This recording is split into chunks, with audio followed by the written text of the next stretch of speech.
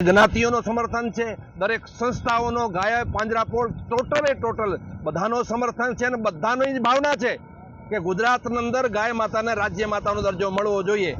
એટલે આ બધા સનાતનીઓની ભાવના છે, દરેક સંતની ભાવના છે, દરેક સાધુની ભાવના છે અને એ ભાવના પણ મારી છે કે ગુજરાતની અંદર ગાય માતાના રાજ્ય માતાનો દરજ્જો મળવો જોઈએ અને જ્યાં સુધી ગુજરાતને ગાય માતાનો રાજ્ય માતાનો દરજ્જો ના આપવામાં આવે ત્યાં સુધી અમે અહીં ઊભા થશું નહીં।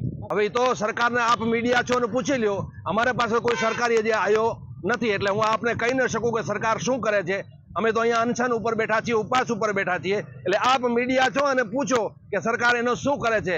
સરકારનો અમારા પાસે કોઈ બી સંદેશો આવશે ચોક્કસ આપને અમે બતાવીશું। મેં 160 ધારાસભ્યને લેટર લખેલા, એક બી ધારાસભ્યનો આજ સુધી મને પાછો કોઈ જવાબ મળ્યો નથી। એટલે જવાબ નથી મળવો એનું કારણ એમ છે અથવા તો એને કોઈ બીક હશે અથવા તો એને ગાય પ્રત્યે કોઈ શ્રદ્ધા નહીં હોય।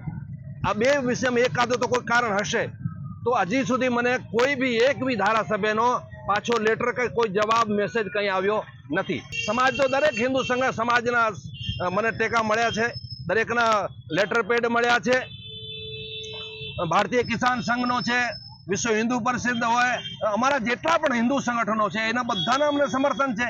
આ એકનો કોઈ મારો વિષય નથી, દરેક સનાતનીનો વિષય છે અને દરેક સનાતની સાથે જોડાયેલો છે। જેટલા પણ હિન્દુ સંગઠનો છે એ સાથે જોડાયેલા છે। ક્યાં ને ક્યાં ઊંઘમાં હોય અને ગાય પ્રત્યે તો એમની ખૂબ ઉદાસીનતા લાગે છે। મને ગાય પ્રત્યે એવો લાગે છે કે એને જરા પણ ગાય પ્રત્યે કોઈ શ્રદ્ધા ન હોય એવો લાગી રહ્યો છે। કોઈ જવાબ નથી કે કોઈ સમાચાર નહીં, કોઈ પત્ર નહીં, કોઈ ચીજનો નહીં।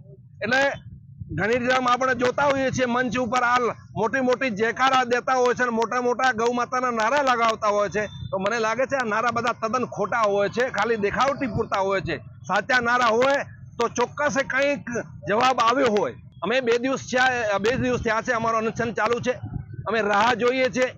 આજે હવે ધીરે ધીરે ગામડાઓમાં આ આંદોલન પહોંચી રહ્યો છે અને ધીરે ધીરે સમગ્ર ગુજરાતને ગામે આંદોલન પહોંચાડવાનો અમારો પ્રયાસ રહેશે। હિન્દુની વાતો કરે છે એ તો સારી છે, અમે સરકારને ચૂંટાવવામાં સાથે જ હતા, અમે સરકાર માટે વોટ માંગ્યા છે ને આગે પણ ગાય માતાને રાજ્ય માતાનો દરજ્જો આપશે તો પણ માંગશું, એવું કાંઈ નથી। પણ જો મુખ્ય મુદ્દો એ છે કે આ લોકશાહી છે ને, લોકશાહીની અંદર માંગણીઓ કરવી એ વ્યાજબી છે। એટલે અમારી માંગ છે, સનાતનીઓની, હિન્દુઓની, સંતોની માંગ છે કે ગુજરાતની અંદર ગાય માતાને રાજ્ય માતાનો દરજ્જો આપવામાં આવે।